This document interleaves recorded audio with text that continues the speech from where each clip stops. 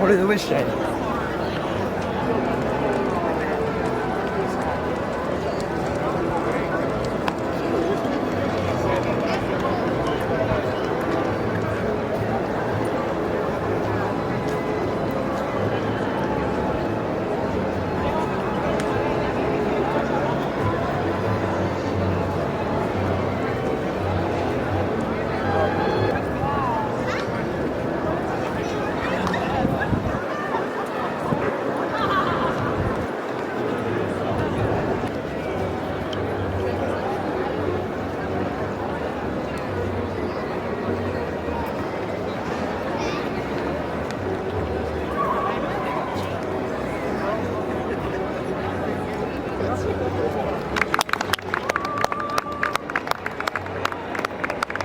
He asked me what is so special about this, and I was like, I just love it. I came here just for this. Really cool. Really awesome.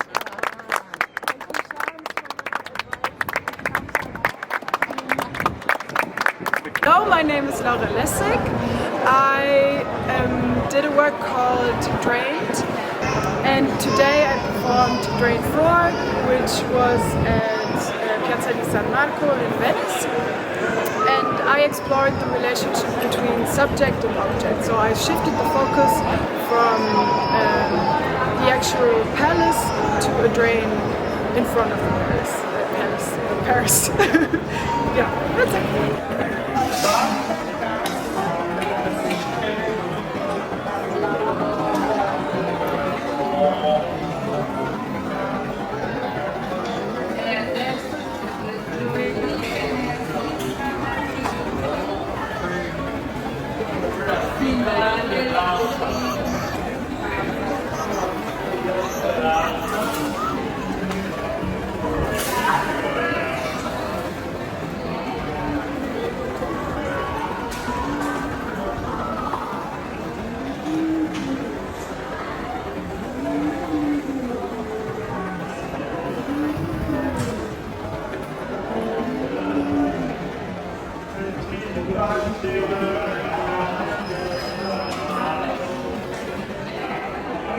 Titled by performance Venice Unfulfilled, and the idea was that I was looking at tourism through the lens of photography, and especially a very typical touristic photograph, which is highly taken in these sort of very touristic spots we see all the time, like we see people queuing up to go to a certain bridge or to a certain point and get that shot.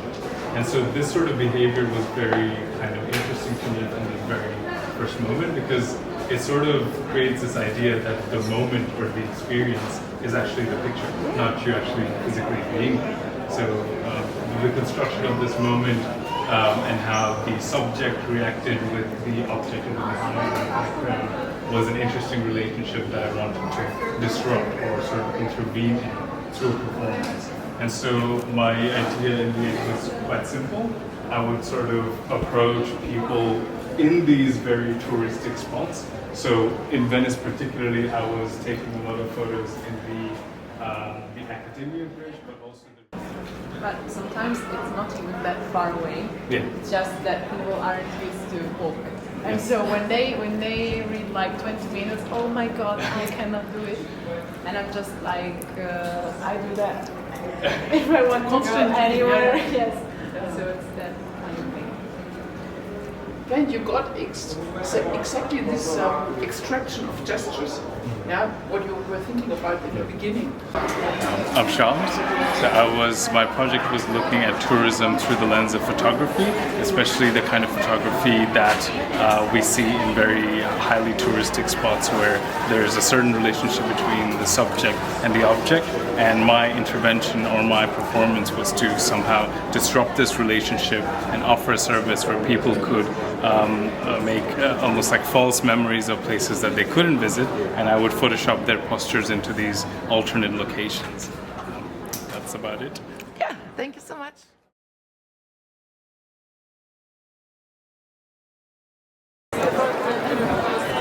How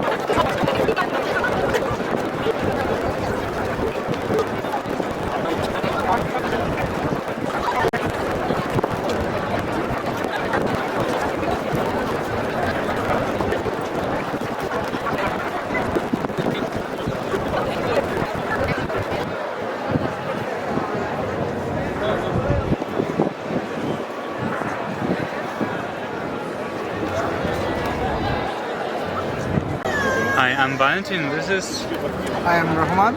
and our performance is a joint venture of the Research Center for Art Shows and Conscious Tourism. And we both envisioned a performance that would critique the hustle and the struggle to cover art shows in a limited amount of time, and more generally covering all the sides of a certain place and not really getting to experience the place in itself, which is static, which is not dynamic. And our approach was whether to examine whether a static place can only be really truly ever experienced through static behavior. In the conscious tourism, I found that to relation to conscious tourism in a responsible tourism, tourists need to explore the unique variety and lots of heritage which is already exist in Venice, and we are getting and we are trying to highlight ourselves as a diversified field of tourism, and people can explore the diversity and they can afford the sustainability of Venice and tourism, which is more relevant.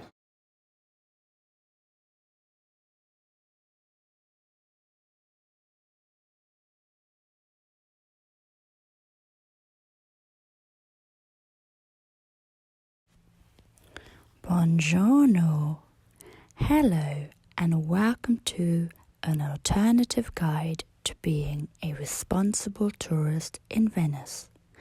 Thank you for listening to this audio walk. Together, we will discover this magical city.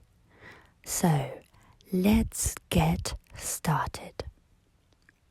Firstly, I'd like you to find a spot from which you can observe your surroundings.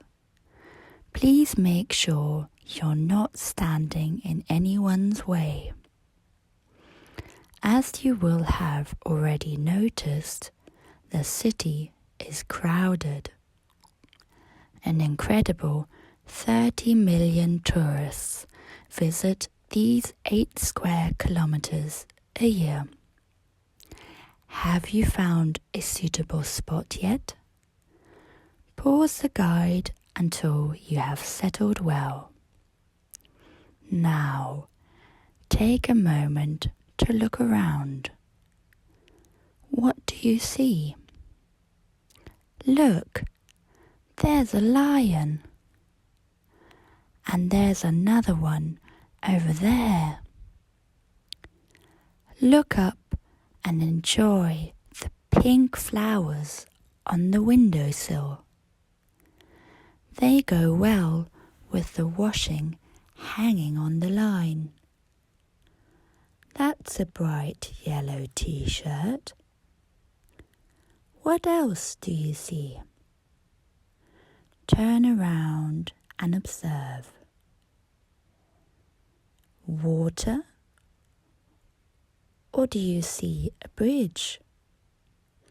That's not surprising, as Venice has 453 bridges. Until 1854, the Rialto Bridge was the only bridge crossing the Canal Grande, the city's main waterway. It was constructed using over 12,000 logs.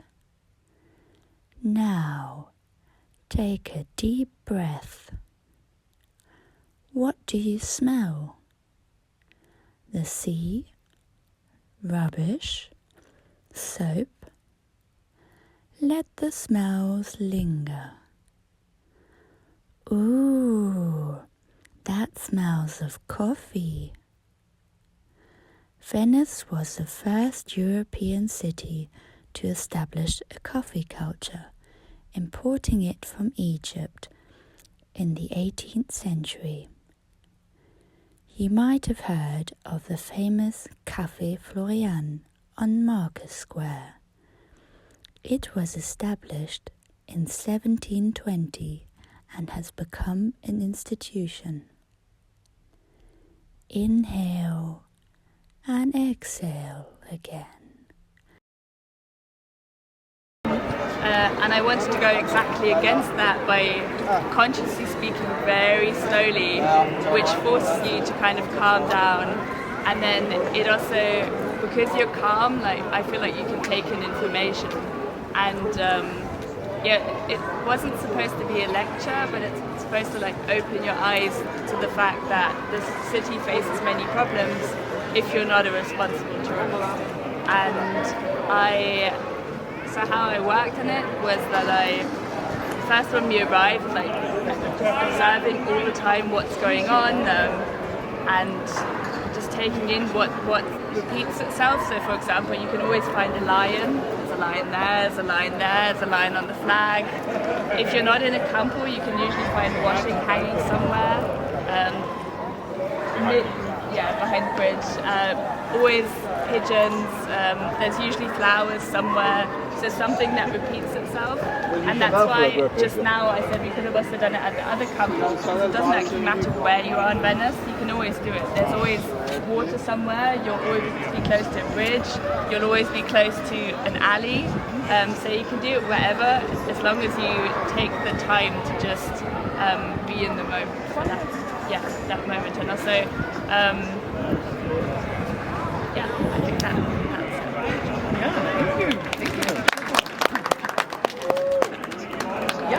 Some of the things really worked out well. For instance, the flowers and the lions are standing over there, and it all fell into place, and it almost felt like it was scripted or something. So it really worked well on me, and I enjoyed it.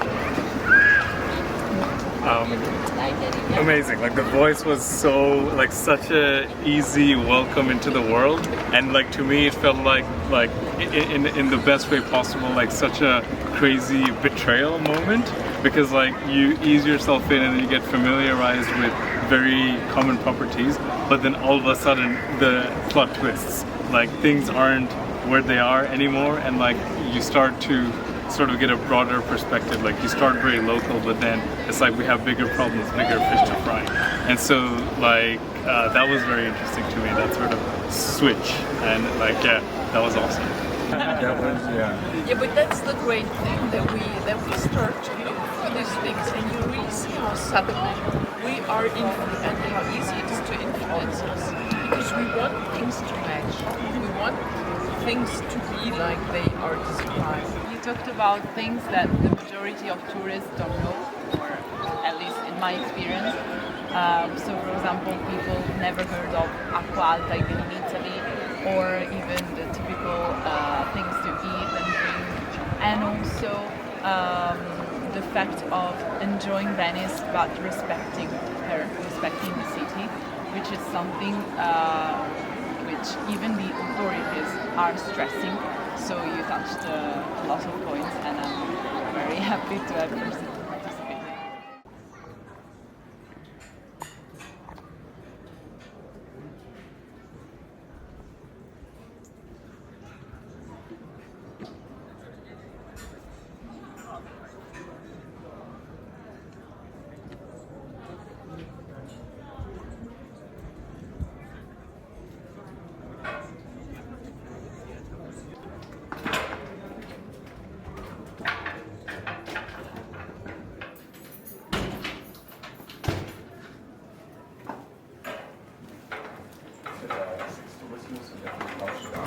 Ciao.